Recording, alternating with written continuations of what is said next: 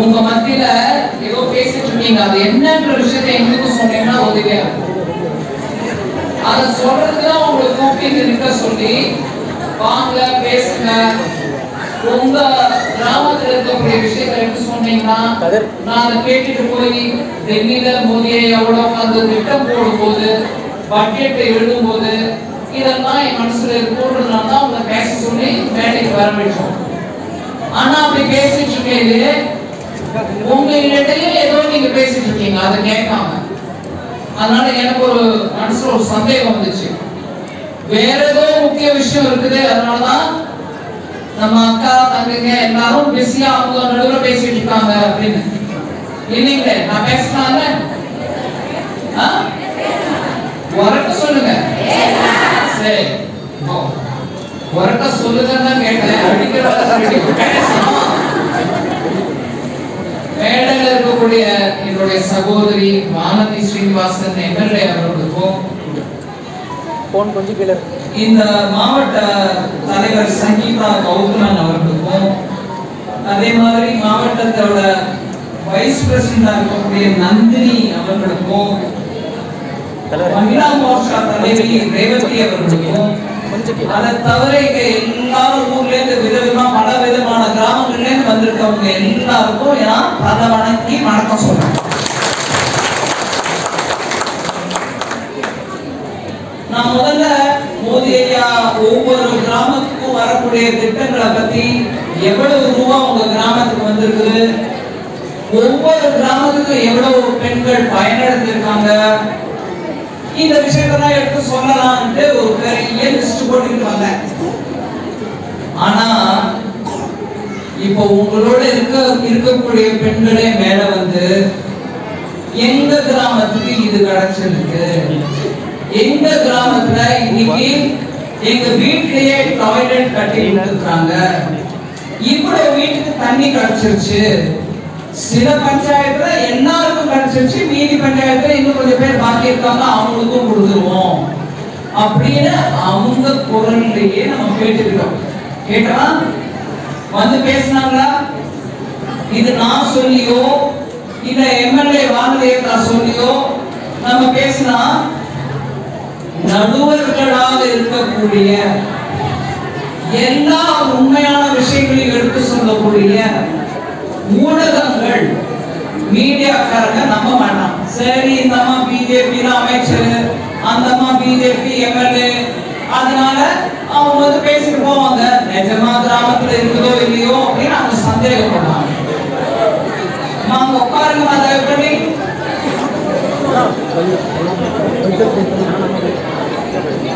அம்மா தயவு பண்ணி உட்காருங்கம்மா, கொஞ்ச நேரம் அமைதியா இருக்க. தயவு செஞ்சு மினிஸ்டர் பேசி அமைதியா இருக்க. தயவு செஞ்சு எல்லாம் அமைதியா இருக்கணும், எல்லாரும் அமைதியா இருக்கணும். அதனால இப்ப வானதியக்கா சொன்னாலோ இல்ல நான் சொன்னாலோ நம்ப மாட்டாங்க மக்கள்.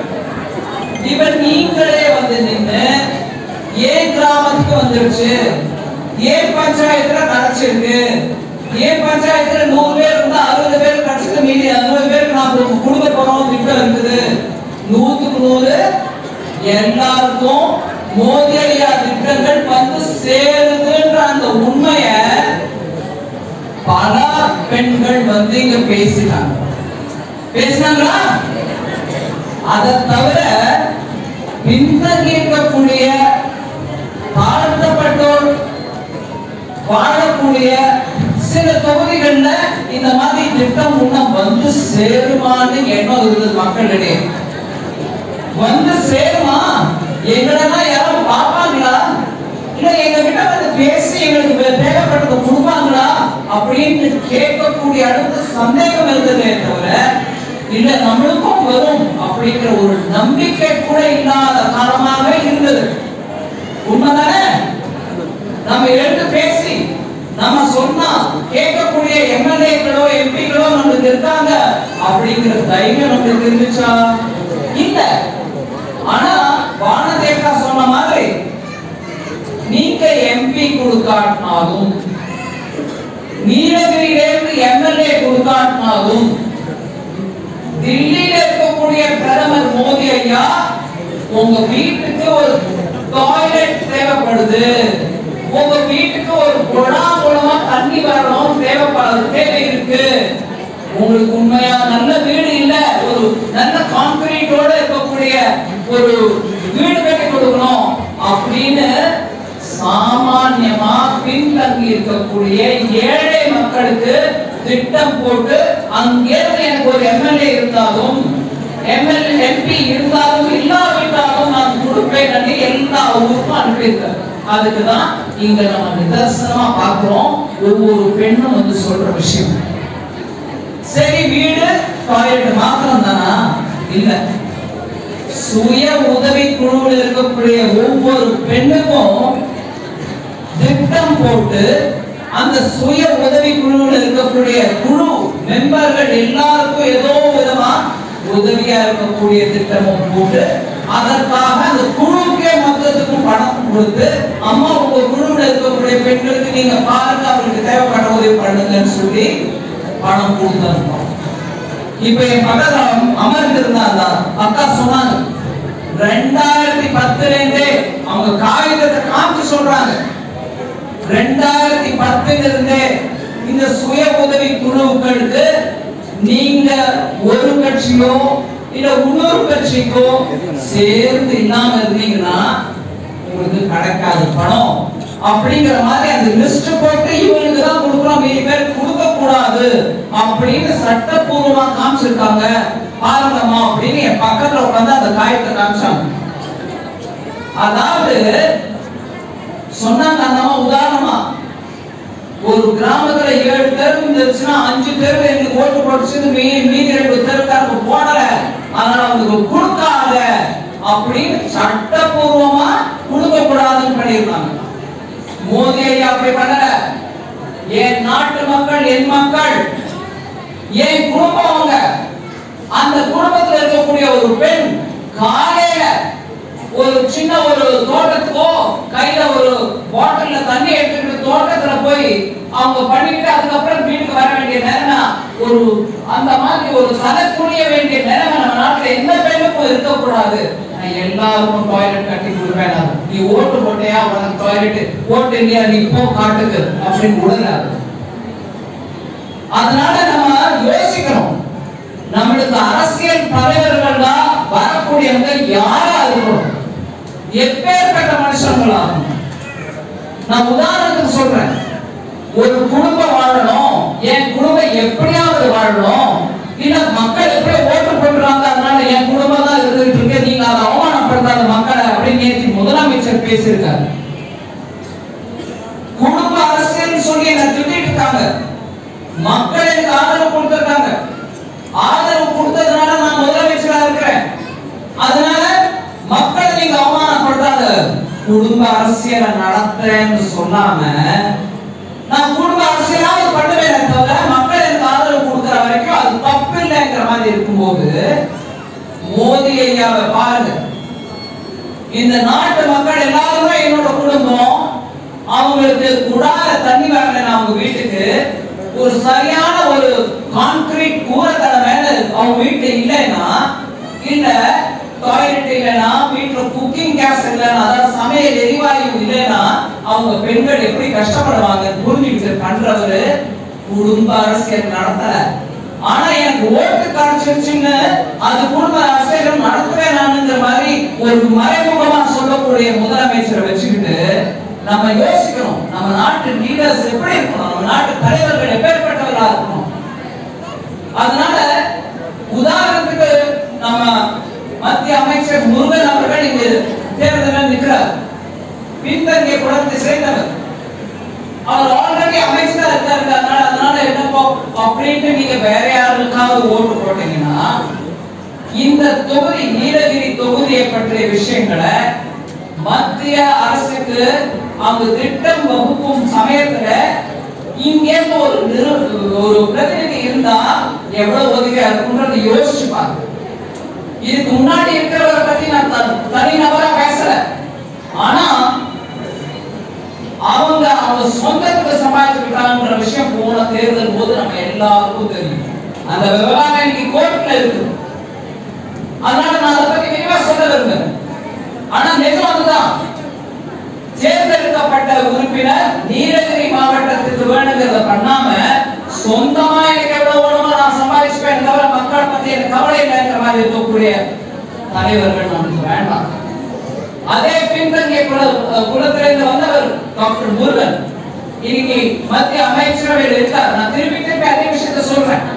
இங்கே எனக்கு எம்பியா இல்லாட்டியும் இந்த நீலகிரி தொகுதியிலிருந்து பின்தங்கிய குலத்திலிருந்து ஒருத்தர் அமைச்சராக நான் அமைப்பேன் அப்படின்னு டாக்டர் முருகனுக்கு வாய்ப்பு கொடுத்த பெருந்தன்மையோடு இருக்கக்கூடிய தலைவர் நரேந்திர மோடி.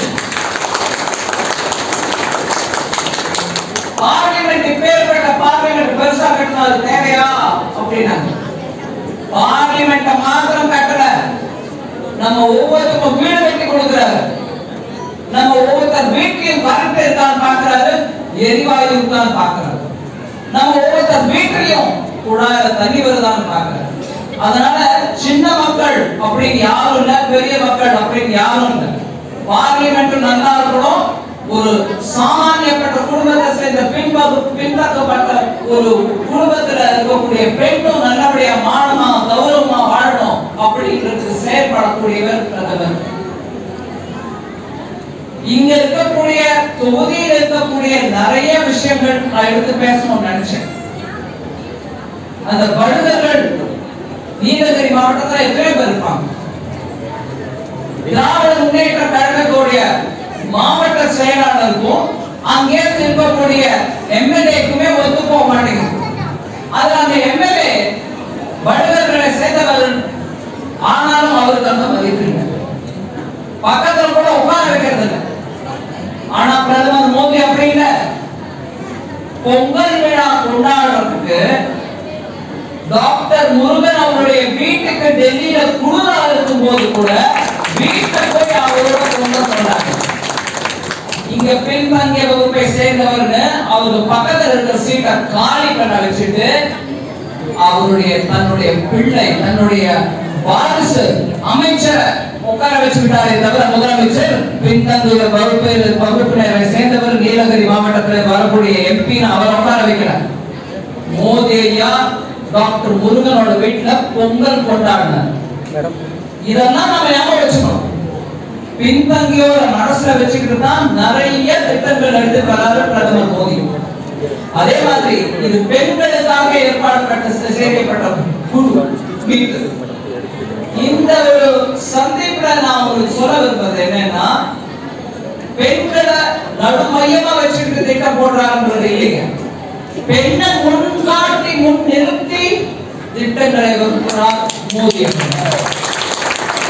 அதனாலதான் நீங்க பாக்குறீங்க செல்ஃப் ஹெல்ப் குரூப், சுய உதவி குழுல பெண்களை தேர்ந்தெடுத்து ட்ரோன் ட்ரைனிங் அவங்களுக்கு கொடுக்கறாங்க. ஏன் கொடுக்கறாங்க? கிராமத்துல ஒரு நிலத்து மேல உரம் தெளிக்க வேண்டும் அப்படின்னா இன்னைக்கு ஒரு பெரிய பாத்திரத்தை கையில வச்சுக்கிட்டு தெளிச்சுட்டு போயிட்டு இருப்பாங்க. இப்போ அந்த மருந்து, நம்ம பூச்சி மருந்தை நம்ம கையால கூட தேவையில்லாம ட்ரோன் மூலமாக பயிர் மேல நம்ம அப்படியே தெளிக்க முடியும். அந்த தெளிக்கிறத கூட ட்ரோன் மூலமாக தெளிக்கும் போது சரிசமமா எல்லா கிராப் மேலயும் சரியா அது தெளிக்க முடியும். அனாவசியமா அது நேரத்துல போய் ஒரு விஷவாயு மாதிரி கலக்காது. இன்னைக்கு அது ஆதாரம், சயின்ஸ் மூலமாக ஆதாரபூர்வமாக சொல்லப்பட்டிருக்கு. அந்த செயல்ல கிராமத்துல பெண்களை கூட்டிப்பாங்க, சுய உதவி குழுவில் இருக்கக்கூடிய பெண்களை கூட்டிப்பாங்க. அவங்களுக்கு நான் பயிற்சி கொடுக்கிறேன். அந்த பயிற்சி கொடுக்க வேண்டிய நேரத்தில் அவங்களுக்கு கை செலவுக்கு பணமும் கொடுக்கிறேன்.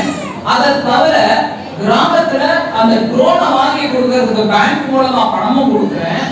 ட்ரோன் கிராமத்துக்கு வந்துரும். பெண்கள் நீங்களே கையில உங்க பிள்ளைங்க பார்த்துருப்பீங்க, கம்ப்யூட்டர் வச்சுட்டு தட்டுற மாதிரி நீங்களும் கையால தட்டினா அது பறக்கும். நிலத்துக்கு மேல முழுமையா பரவி அந்த பூச்சி மருந்தையும் போடும். இல்ல எந்த இடத்துல பயிருக்கு தண்ணி பற்றாக்குறையினால அங்க கொஞ்சம் பயிர் குறைச்சல் இருக்கு, இங்க அடர்த்தியா இருக்குன்னு பார்த்து சொல்லும். இப்படியாக விவசாயத்துல புரட்சி செய்யக்கூடிய அளவுக்கு அந்த ட்ரோனை நம்ம உபயோகிக்க முடியும்.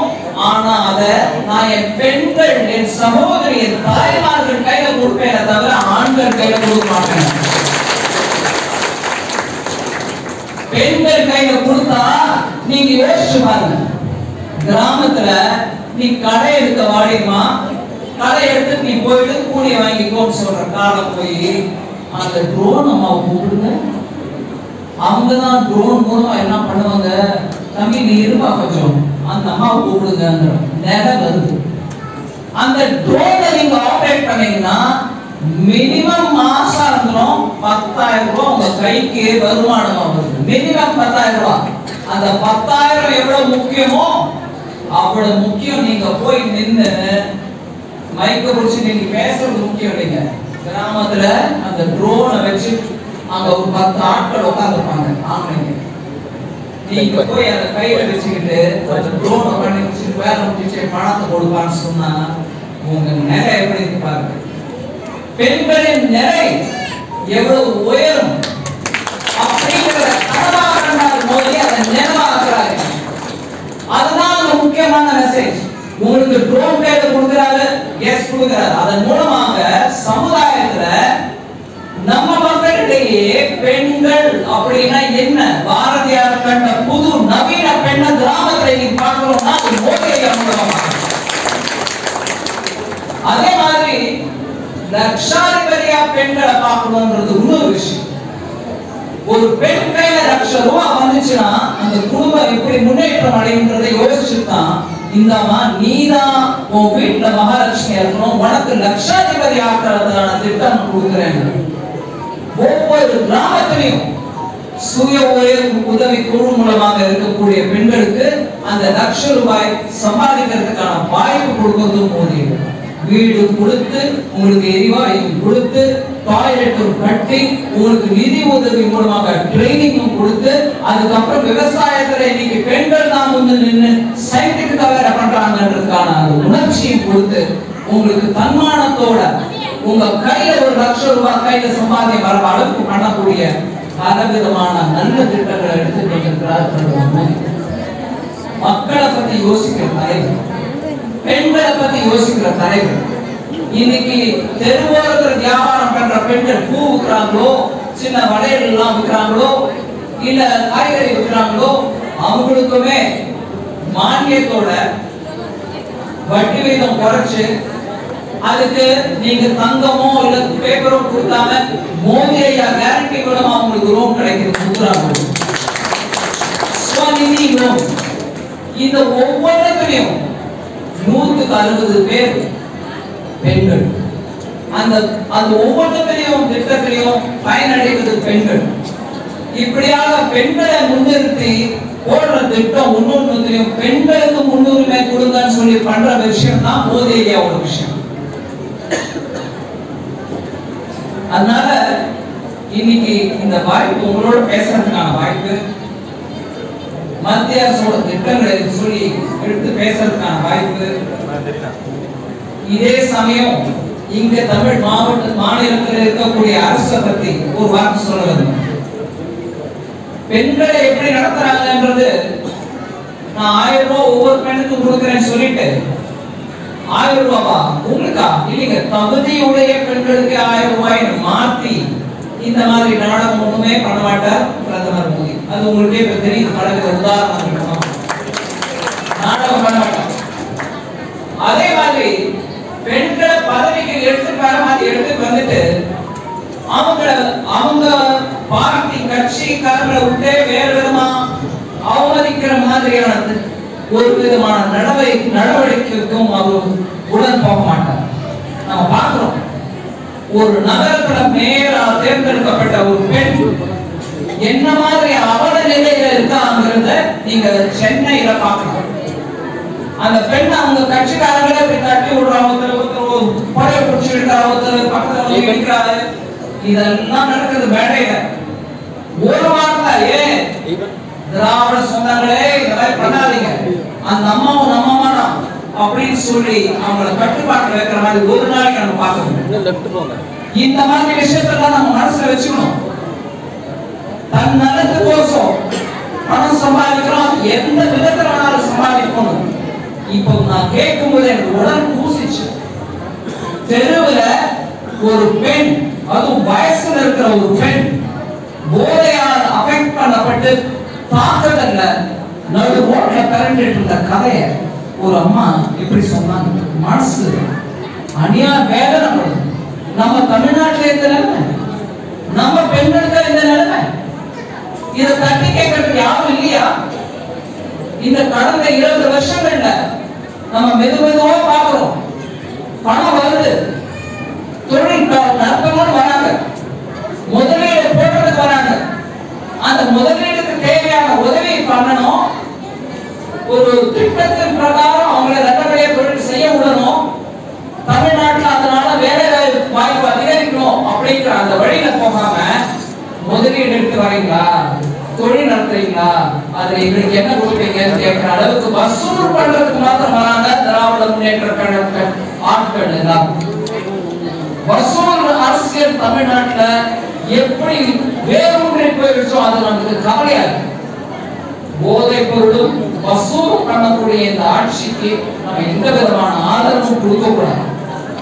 மக்களுக்கோசம், பெண்களுக்கோசம், பெண்களின் நலனுக்கோசம் உழைக்கக்கூடிய மோடி இயக்கம்.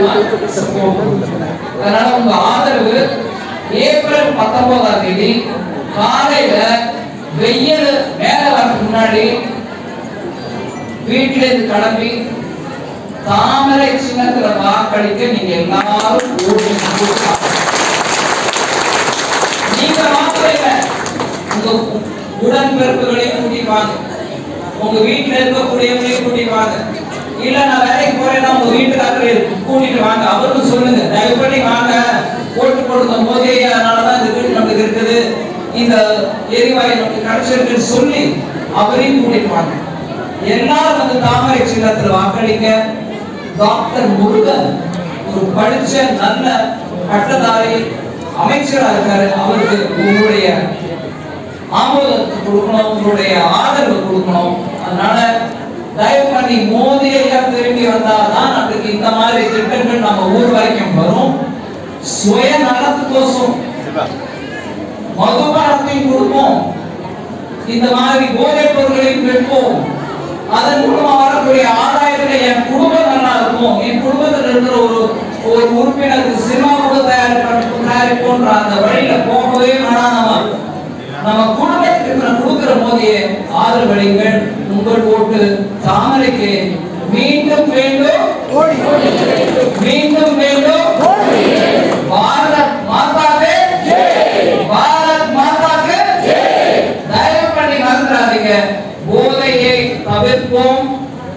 ட்ரக் முன்னேற்ற கழகத்தை தமிழ்நாட்டிலிருந்து விரட்டி அடிப்போம்.